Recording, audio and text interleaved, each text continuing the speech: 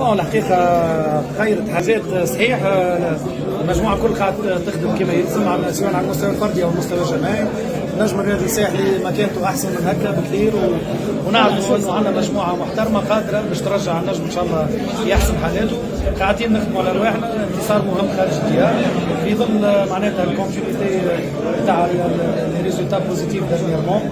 ان شاء الله ربي يوفقنا نكملوا نخدموا، لانه الحقيقه صحيح انتصار باهي، لكن شفنا عده نقائص في النجم. مهم جدا انك تخدم وتصلح في الربح.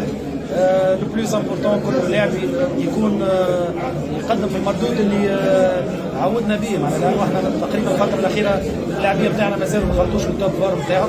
ان شاء الله بتتالي مباريات ونتائج ايجابيه، نتصور النجم عنده مجموعه محترمه، والاهم من هذا كله هو عوده الروح والليتال اسبري اللي تعودنا بها، خلينا نقولوا في الاديان تاع النجم الرياضي الساحلي. اللي يجي يلبس ماريو النجم لازم يكون رباح ويكون يمن انه ريان فو لا فيكتوار، وهذا اللي قاعد يصير حاليا.